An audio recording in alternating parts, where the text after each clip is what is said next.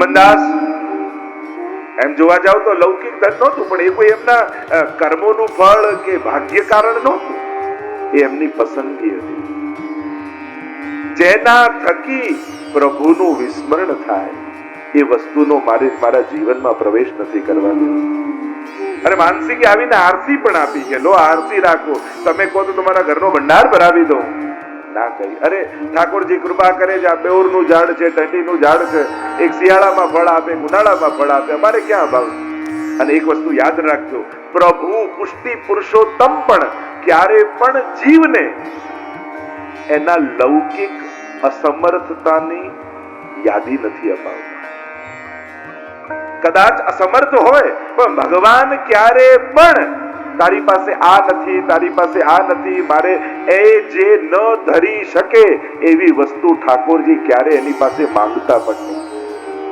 મોહનદાસની વાર્તામાં તમે જુઓ ને તો શ્રીનાથજી બાબા સ્વયં આવીને બપોરના સમયે ગોદમાં બિરાજીને કહે, કુંભન आज हमारी सखान में होड़ लगी है, मुझको बड़ी भूख लगी है, कछु घर में सिद्ध है.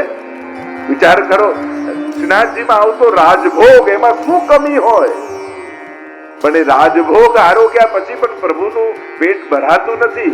ભગવદીઓના હસ્તથી કોળીઓ લે ને ત્યારે પ્રભુને ઓળકાર આવે છે. વ્યવસ્થાઓથી પ્રભુ રાજને તૃપ્ત કરી શકતો હોય એનાથી મોટો ધનવાન આ દુનિયામાં બીજો કોઈ નથી. માણસને સંતોષ આપવો ને બહુ અઘરો છે.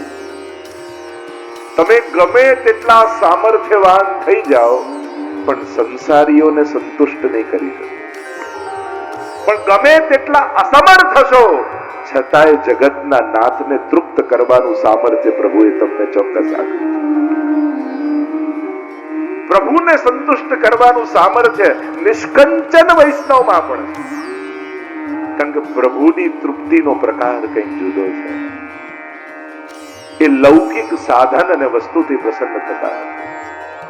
તો જ્યારે આવા યમુનાજીના ગુણગાન કરવા આપણે બધા એકત્રિત થયા છે, શ્રી ગોપાલલાલજીના વચનામૃતોને નિમિત્ત કરી અને આપણી યમુનાજીના ગુણગાનની આ ગાથા જ્યારે આગળ વધી રહી છે, ત્યારે એક એક પ્રસંગો, એક એક વચનામૃતો ફરી ફરી સકલ સૃષ્ટિને કહીશ, દરેકના ઘરે શ્રી ગોપાલ પ્રભુના વચનામૃતોનો ગ્રંથ બિરાજવો જ જોઈએ અને દરેકના ઘરે રાત્રે રોજ એક વચનામૃતનું પઠન થવું જ જોઈએ. ફરી ગઈકાલની વાતને દોહરાવું, અનન્યતા ઉત્તમ વસ્તુ છે, પણ આજ્ઞામાં રહેવું આ પહેલું પગથિયું છે. અનન્યતાનો આપણને ગર્વ છે, પણ જો એની આજ્ઞામાં નથી, એના વચનોમાં નથી જીવતા, તો ક્યાંક એ અનન્યતા પણ પ્રસન્નતાનું કારણ નહીં હોય. ગુરુની પ્રસન્નતા ક્યારે હોય? જ્યારે શિષ્ય એની આજ્ઞામાં એને દેખાય. આ સૌથી મોટી ભેટ ગુરુ માટે હોય. અને વચનામૃતોનું પઠન અને આગ્રહ રાખશો તો સાચા અર્થમાં પુષ્ટિ ભક્તિના પદ ઉપર અગ્રસર થઈ શકે. ગોપાલ પ્રભુએ બતાવેલી ભક્તિના પદ ઉપર અગ્રસર થઈ શકશો. મનોકલ્પિત અર્થઘટનો કરવા કરતા આપના વચનામૃતનો આશ્રય કરો. એટલા અદ્ભુત અને સુંદર અને સ્પષ્ટ વચનામૃત છે. અને સ્વયં ગોપાલલાલજીએ મહાપ્રભુજીના 16 ગ્રંથોનો પણ સાર દોહન કરી નવનીત એમના વચનામૃતોમાં આપણને આપ્યું. એક એક વચનામૃત વિવેક દરિયાશ્રીનું પણ કેટલું અદ્ભુત સુંદર વૈષ્ણવનું કર્તવ્ય જ્યારે પૂછવામાં આવ્યું, અદ્ભુત ચર્ચાઓ. જેમ જેમ આગળ ચર્ચાઓ નીકળશે, આપણે તો યમનાષ્ટક 41 પદ અને શ્રી ગોપાલલાલજીના વચનામૃત આ ત્રણેયનું સંમિલન કરી અને આ પ્રસાદ વિતરણ કરવામાં આવી રહ્યો છે. ગઈકાલે જે આપણે સીધો વિષય પર આવું, કારણ કે 3 દિવસ અને યમુનાજીના ગુણગાન શેષ સહસ્ત્ર મુખ નિષુદિન ગાવત તોહુ પાર ન પાવત તાહી પાવ યા સહસ્ત્ર રસના ક્યો ન દઈ વિધાતા. 41 પદમાં તો ભગવતીઓએ કહ્યું કે એક તો યમુનાજીના ગુણગાન અનંત ગુણ ભૂષિતે, અનંત ગુણોથી ભૂષિત એવા શ્રી યમુનાજી કે સહસ્ત્ર રસના ક્યો ન દઈ વિધાતા. કોઈ દરિયો સામે ઉભા હોય અને એક નાનકડી ચમચી આપે ને એમ કહો કે આ ચમચીથી દરિયો ખાલી કરો, સંભવ જ ક્યાં છે? યમુનાજીના ગુણોનો સાગર હોય અને એક જીવવા હોય, આ તો ચમચીથી દરિયાને ઉલેચવાની વાત કહેવાય. તો સહસ્ત્ર રસના ક્યો, હજારો, જેમ શેષજી હજારો મુક્તિ ગાય છે, છતાંય ગુણગાન નથી કરી શકતા. તો આવી હજારો રસના કેમ ના આપી અમને? એવી યાચના, એવી વાંછના કરી છે કે જયારે રૂવાડે રૂવાડે જીવવા થઈ જાય તો શ્રી યમુનાજીના ગુણગાન કરવાનો આનંદ આવે.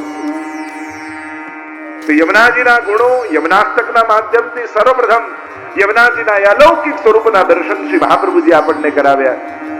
યમુના અષ્ટપદીના માધ્યમથી શ્રી ગુસાઈજીએ યમુનાજીના અલૌકિક અને દિવ્ય સ્વરૂપનો પરિચય આપણને કરાવ્યો. 41 પદોના માધ્યમથી શ્રી હરિરાય મહાપ્રભુજી, ગંગાબાઈ, અષ્ટસખાઓ અને એમને આપણને અલૌકિક યમુનાજીના દિવ્ય સ્વરૂપનો પરિચય કરાવ્યો. નામ, રૂપ, ગુણ, લીલા સર્વનો પરિચય થયો. શ્રી હરિરાય મહાપ્રભુજીએ યમુના વિજ્ઞપ્તિના માધ્યમથી શ્રી યમુનાજીનો પરિચય કરાવ્યો અને અનેકવિધ ધોળ પદોના માધ્યમથી પણ ભગવદીઓએ આપણને યમુનાજીનો પરિચય કરાવ્યો. અને જ્યારે પરિચય થાય તો જ પરિણય પ્રગટ થાય. જેને પરિચય નથી એ પ્રેમ પણ કરી શકતો નથી. કારણ કે પ્રેમ થાય છે, વિશ્વાસ અને નિષ્ઠા નથી આવતી. જો મહાત્મ જ્ઞાન ન હોય તો આકર્ષણ થઈ જાય, પણ નિષ્ઠા અને વિશ્વાસ તો ત્યારે જ પ્રગટ થાય જ્યારે એનું મહાત્મ જ્ઞાન હોય. તો ગઈકાલે જેમ મેં કહ્યું હતું એમ તત્વ જ્ઞાન, સ્વરૂપ જ્ઞાન અને મહાત્મ જ્ઞાન, આ ત્રણેયનો પરિચય આપણે પામવાનો. આદિ ભૌતિક સ્વરૂપ, આધ્યાત્મિક સ્વરૂપ અને આદિ દૈવિક સ્વરૂપ. ગઈકાલે પહેલા શ્લોકમાંથી આપણે યમુનાષ્ટકનો પ્રારંભ કર્યો હતો. આइए पुनः उसका गान करके हमारी गुण गाथा का हम प्रारंभ करें. પ્રારંભ કરતા જ નમામિ શબ્દનો પ્રયોગ કર્યો શ્રી મહાપ્રભુજીએ. કારણ કે જ્યારે સર્વ સામર્થ્યપણું દેખાય ત્યારે વંદન જ એકમાત્ર સાધન છે, વંદન જ એકમાત્ર ભક્તિ છે. અને આપ સર્વને અનુરોધ હું એ કરીશ, આપ બહુ સેવામાં કદાચ ન પહોંચી શકતા હો, પણ એક ક્રમ તો બનાવી જ લો, રોજ પ્રભુને વંદન જરૂર કરવા. નવદા ભક્તિમાની ભક્તિ છે. શ્રવણમ કીર્તનમ વિષ્ણો સ્મરણમ પાદ સેવનમ વંદનમ, પ્રભુને વંદન કરવા એ ભક્તિ છે. નિત્ય વંદન કરવાનો એક ક્રમ રાખો. અને વંદન કરવા, દર્શન કરવા એટલે પ્રભુના દર્શન એટલે પોતાના અહંકારનું વિસર્જન. કોઈને રૂપનો મદ હોય અને પ્રભુના દર્શન કરે તો એમ થાય, અરે આમના રૂપની આગળ મારું શું દુઃખ? મારું તો આજે છે ને કાલે નથી રહેવાનું. પણ પ્રભુનું રૂપ તો શાશ્વત છે, રૂપનો મદ જાય. કોઈને ધનનું મદ હોય, એમ થાય મારાથી ધનિક કોણ? પ્રભુના દર્શન કરે એમ થાય લક્ષ્મીજી જેના ચરણ દબાવે છે એની આગળ મારા લક્ષ્મીનું શું સામર્થ્ય, મારા ધનનું શું સામર્થ્ય? ધનનો મદ જશે. કોઈને બળનું મદ હોય, પ્રભુના દર્શન કરે એમ થાય એક ભ્રુકુટી ઊંચી કરે ને ત્રણે લોકના પ્રલય કરી નાખે.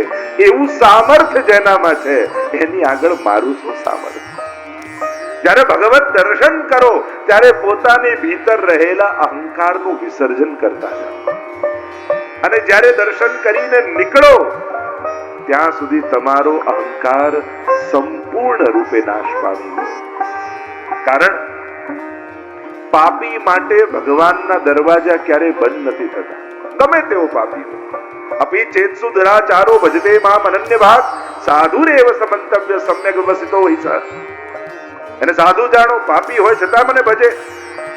અહમ ત્વા સર્વ પાપેભ્યો મોક્ષયિષ્યામિ મા સુતે ગીતાજીમાં તારા બધા પાપોને હું માફ કરીશ, ક્ષમા કરીશ. પાપી માટે ભગવાનના દરવાજા ક્યારે બંધ નથી, પણ અહંકારી માટે ભગવાનના દરવાજા ક્યારે ખુલતા નથી. કોઈ પાપ થઈ જાય તો પ્રભુ તુરંત ક્ષમા કરી દે, પણ અહંકારીને પ્રભુ જલ્દી ક્ષમા નથી કરતા. અને અહંકાર એમ ન માનતા કે લૌકિકમાં કોઈ મોટા પદ ઉપર, કોઈ પૈસા ઉપર, કોઈ પ્રતિષ્ઠા ઉપર જ આવે છે. અરે રાસમાં પ્રભુનો એક હાથ હાથમાં હોય ત્યારે પણ ગોપીઓને મદ આવી જાય. એટલે આ અહંકાર તો ક્યારે કયું રૂપ લઈને સામે આવે કોને ખબર. નમન કરો, નમન કરતા સાથે જ જીવનો સમગ્ર મદ ઓગળી જાય.